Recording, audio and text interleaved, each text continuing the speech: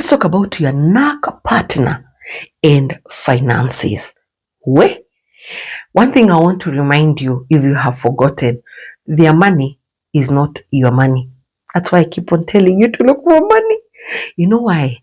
I know every time you ask for money, you are told, I don't have. If you are in my country, Sina, Dire, there's no time they'll give you that money with peace. And when you're given that money, some of them will make you account until the last coin. And they exaggerate. For how long will I be buying? You guys, you misuse food in this house and all that. But the same partner, that's why I said it's your money. If you would find them out there dishing out money, you'll be shocked.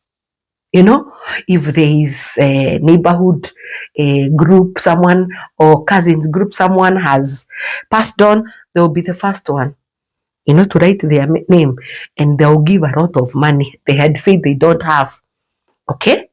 Let's talk about not only cousins, anywhere, charity, buying themselves very expensive clothes, nice colognes, because they have misplaced priorities.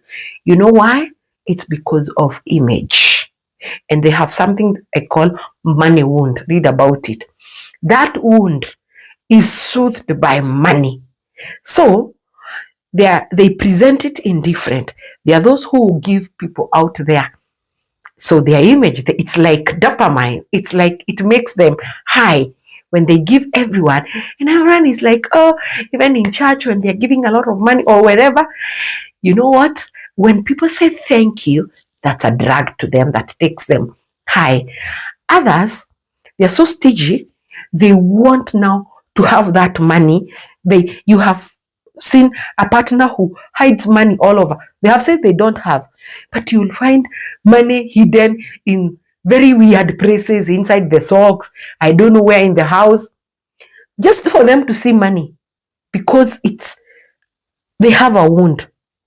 And just seeing a lot of money and having money in their wallet, it's still another drug. Others have misplaced investment. Get me right. Investment is not bad. We all want to invest, especially as a family. But this one, they invest and invest. You ask them for money, for food or anything. Don't you see? We are building. They keep buying and buying cars, buying plots, building, doing what? At the expense of either school fees or very important things, because again, those investment is soothing the wound, and it's like drugs. It's making them high. And even when people see, and they live in the past, especially those who are brought up in extreme poverty, they live in the past and in the future. Okay? They don't live here because the past is always, because they haven't dealt with the past. Past is reminding them the extreme poverty. So it's telling them never go back there. So they invest in the future because they don't want to go back to the past, but they don't live here. So they invest, they grab money, they do what, but here, even taking you out for a cup of coffee, that's wastage of money, or anything for children, or even investing in good clothes, because it's here. That scares them because they don't live here. And they are always anxious. It's like they want all the properties to be for them. And then finally they die and they don't even use those property. Even if you're brought up and you have not made peace with your past, you'll always live in the future and you can't live here. That's why I always tell you to come for therapy. We work on that because we need to live here and we also want to do things for tomorrow, but we also need to know that even here today matters a lot.